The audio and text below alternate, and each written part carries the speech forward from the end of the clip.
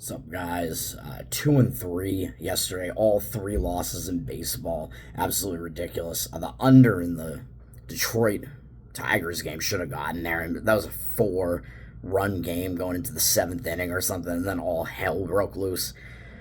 It's all very unfortunate, but the basketball game and the hockey game during the night saved me pretty much. All right, today we got NHL, Edmonton, Dallas, Western Conference Finals start. I'm not playing this game. I tend to think Edmonton's an undervalued team heading into this series. Dallas is favored in this one, though. They're public, but they also have more of the cash than the amount of tickets. So it looks like there is some professional money coming in on them as well, driving them up from like minus 123 to minus 128, something in that ballpark. I'm going to lay off of game one, but there might be some situations where you can come in and play Edmonton in this series. I don't know what else I have to say about that, really. I think Dallas is a little bit too public. I think they're maybe only the slightly better team, and maybe not even, that might not even actually be the case. As you can see, the line is very short in this first game.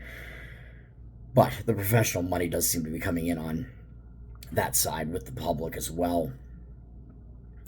Edmonton did have to play a more grueling series in the last game, a 7-game series, so maybe that's the thought that they're not as rested, which I talk about that in the NBA. I actually went on the team that was the less rested in NHL with the Bruins in game one against Florida, and they played really well in that one, and that worked out.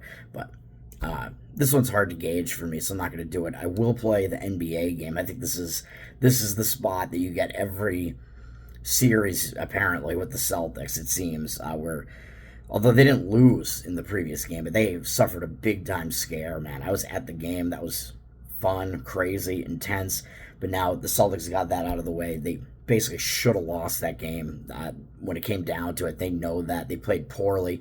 Now we're getting a situation where the line's a little bit shorter than it was in that game, where it was up from 9.5 to 10. This one opened 8.5, and I think it's up to 9 now. But now you have the public not really wanting as much to do with the Celtics, with 59% of the tickets on Indiana actually coming in saying, oh, this is going to be a dogfight now. Indiana can play with them just based off of that one game, but only 58% of the cash on that side. So I like the Celtics in this one. I'm going to lay the points with the Celtics again. Go back to the well, 8.5, 9, whatever it is. That's the one play today. As far as the total is concerned in that one, I think I saw it sitting in like the 220 range, which is significantly up from game one, because game one was so high scoring. But remember, it did go into overtime, but I think it did go over in regulation too. So I think the books were like, oh crap, we have to adjust this. I mean, these are two really good offenses. I think you're playing with fire if you want to play the under here, but there's no way you're getting value on playing the over in a game like this at this point. The public sees what happened in game one. They're going to come in. They're going to play the over, thinking this is just going to be all scoring. You could see it potentially even not be as high scoring as game one, especially because game one went into overtime.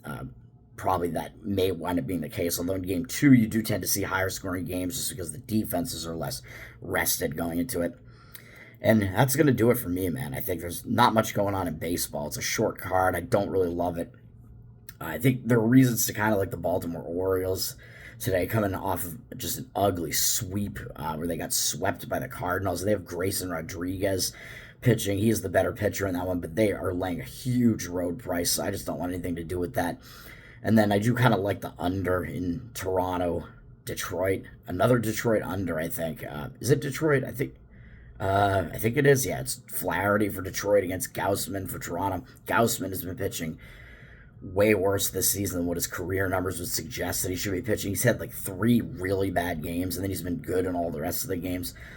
So in that one, I kind of like the under, but the total's very low, like 7.5 or something. So, but that is, the books are indicating something with that, telling you they think it's going to be a low-scoring game too. So, one play today, Boston Celtics. Lay the points. Peace.